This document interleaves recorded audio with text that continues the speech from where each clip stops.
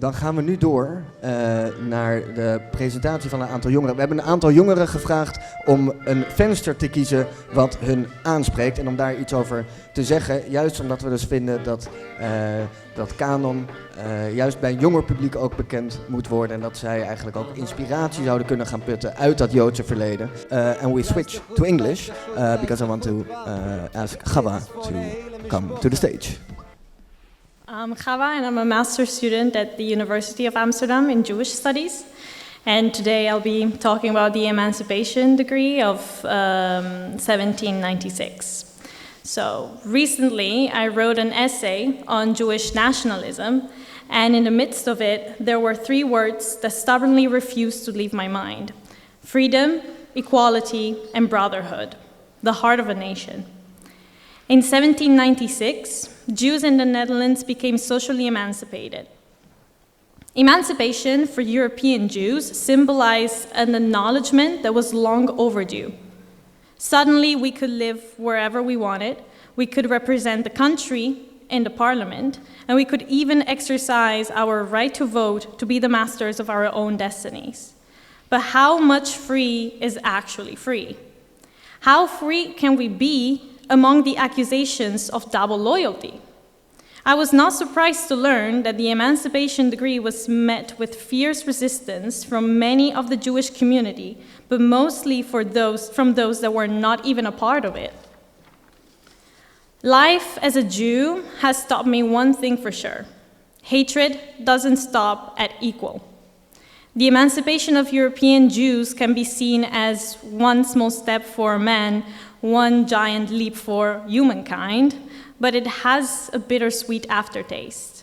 We must never forget the countless times our rights to equality were used against us as a ploy to show that our religion, our language, our culture, and even our people were inferior to those who reigned over us.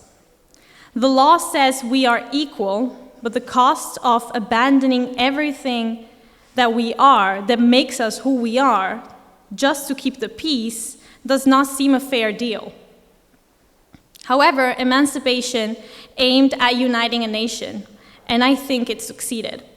The Jewish people stand as a united front against the despotic manners of an unfriendly world, one that still struggles to accept us.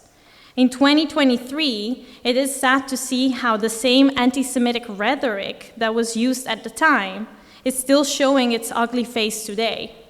But we must never renounce our Jewishness for fear to not fit in.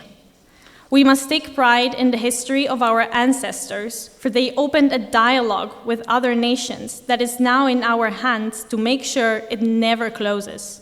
From that day, September 2nd, 1796, we must celebrate the fervent love that our people felt for this country that they called home, the same country that is now home to many of us. Our ancestors spoke of hope and peace, so I suggest we continue that conversation. Ik groeide op in mijn buurt en vroeg me af hoe het kwam dat dit de Jodenbuurt heette. Waar zijn de Joden nog dan? Maar hier liepen we rond al meer dan 4 eeuwen lang. De meesten waren arm, de rest stichtten een bank of een handeltje in tabak, textiel of diamant. Met dromen hierheen gekomen kijken waar het schip strandt. En wij zijn hier nog steeds.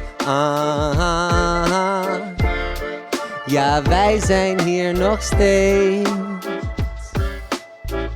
En dat is lang geen vanzelfsprekendheid geweest. Dus als je mij ziet is het reden voor een feest. Want wij zijn hier nog steeds.